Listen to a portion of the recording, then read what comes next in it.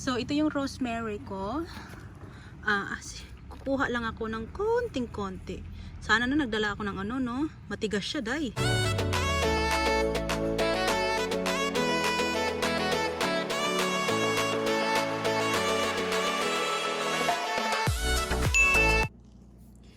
Hi everyone, it's iNovemberain, and today we are gonna make a honey salmon with rosemary. So, di ba, bongga siya. So, I have this salmon that this is fresh. This is really fresh. And I have a 2 slice in here para i-marinate ko siya. And then, i-bake ko siya para pagkain ko. Charot. So, ito na yung dalawa nating salmon. And, una is maglalagay lang tayo ng isang kutsarang honey para medyo matamis-tamis siya at medyo masarap. So, ito yung honey natin. So, isang kutsara lang.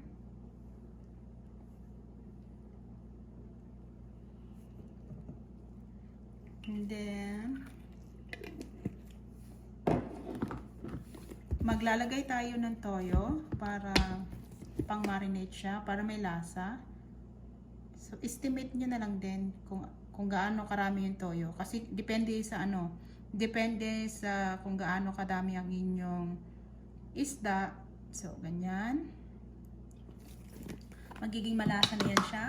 And then, of course, kailangan natin ng pepper.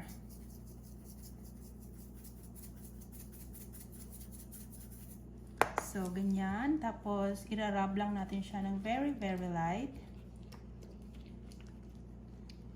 And,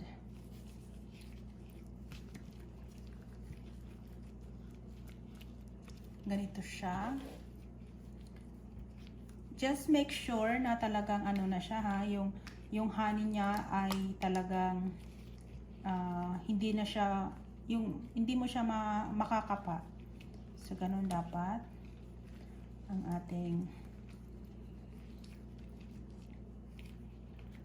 So, hindi tayo maglalagay ng bawang kasi alam niyo na may saaswang yung asawa ko.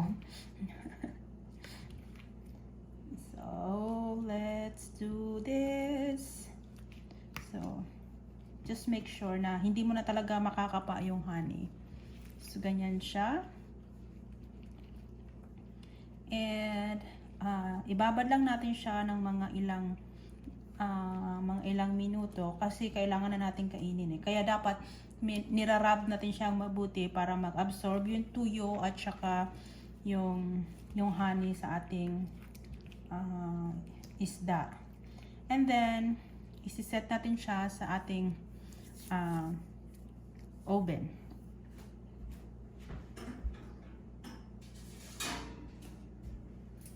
So, I am gonna use this toaster oven kasi hindi ko naman kailangan i-bake sa big oven kasi ano lang naman siya, 2 piraso. So, maliit lang ang buhay nito. So, ganyan siya. Ilagay lang natin. And then, lagay din natin yung sauce. Wrap natin yung sauce. Ayan. Ubusin nyo yung sauce kasi sayang. And then, kukuha lang tayo ng basil and rosemary.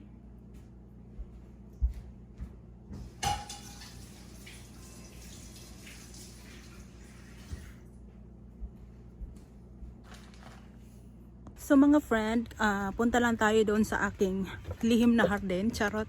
Punta tayo sa garden ko para kumuha ng, let's say, basil. Charot. Kumuha ng basil at saka rosemary. So, 'di ba? So, nandito na tayo. And, teka lang, buksan lang natin. So, yung basil ko pala, parang mamamatay siya. It's so sad. And, yung rosemary ko, okay lang naman. So, ipi-flip ko lang yung camera and then, para makita ninyo yung basil ko na parang mamamatay. So sad. So, ito yung rosemary ko. Kukuha lang ako ng konting-konti. Sana na nagdala ako ng ano, no? Matigas siya, day. So, ito lang yata na kukunin ko. Ang Diyos ko, ang tanga, hindi man lang nagdala ng ano. Hindi nagdala ng anong tawag diyan, hindi nagdala ng gunting. So, wag nating sayangin yung rosemary. Ganituhin na lang natin, dahon-dahon lang yung kukunin natin. Para mabango siya. Sayang. So, I was thinking to get the basil. Oh. So, that's the basil pa, pero parang mamamatay siya.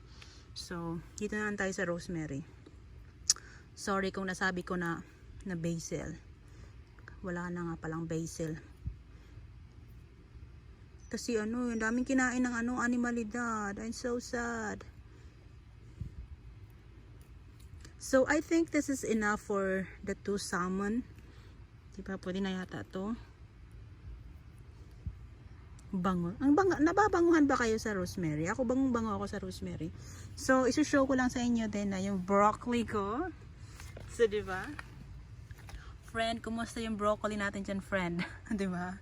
Ayan na siya mga friend. Super ganda. And, ito rin mga friend. Kumusta ang ating broccoli dito mga friend? O, diba? Ang ganda. Tapos, ito yung ano natin, itong cabbage natin. So, inatake din ng mga animalidad yung ano, yung, oops. So, ito. Ayan na siya. And my onion, dito yung onion natin. So, I think this is enough na gamitin. And, that's all. So, mga friend, parang ang ganda ng ano, no? Ang ganda dito ng ano ko. Ang ganda ng silaw ng mukha ko. Parang puti ko. So, mga friends, ito na siya. And, babalik na tayo doon sa kusina para makapagluto. O, diba? Ang ganda ng epekto ng ano, no? Ng glass skin ko. Diba? So, panoorin niyo yung video nyo. Nakakabwisit. So, dito na tayo.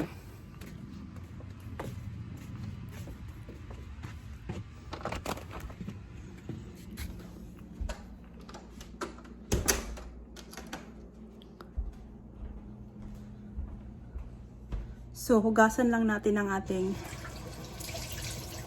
rosemary. Okay. Balik na tayo dito mga friends. So, mga friends, ito na yung ano natin, rosemary. Ganyan na lang natin. Sayang wala tayong basil. So, as you can see, wala pa rin tayong bawang-bawang here because my husband is so aswang. So, ayan na siya. And, ilalagay lang natin siya sa toaster oven kasi sa toaster oven, maliit lang kasi siya. And, hindi ko naman kailangan ng ganon kainit na na lutuan. Hindi ko na siya ilalagay sa big oven kasi dalawa lang naman eh. So, let's move on to the next step. And, ito yung toaster oven natin. Lalagay natin siya dyan. Dyan na siya. At sasarado natin. And, ano ba ito? Lagay natin siya sa 400 degrees for 20 minutes.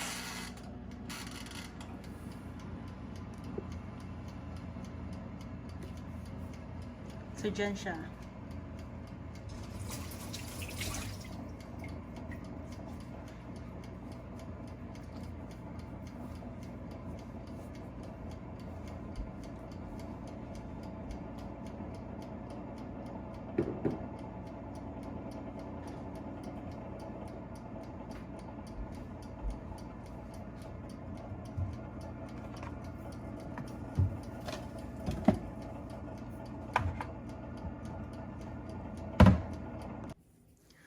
So mga friends, luto na ang ating salmon. And ang ganda niya, mukha siyang masarap. And I have a little bit of mashed potato in here. But don't worry, I'm not gonna eat all of this. I'm just doing this because of the picture. So this is for me, the small one. This is for my husband, and the mashed potato is mine. So I think it looks so yummy, and let's start eating. So mga friend, itatry ko yung salmon kung gaano kasarap.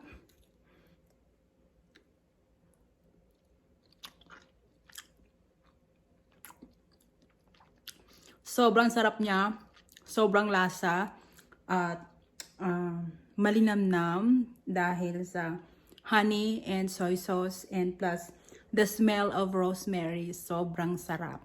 So kung gusto niyo itry ito sa inyong bahay, please go ahead and try this because this is super yummy, and I could eat the skin too, you know. Wow. One more time. Wow. I love it.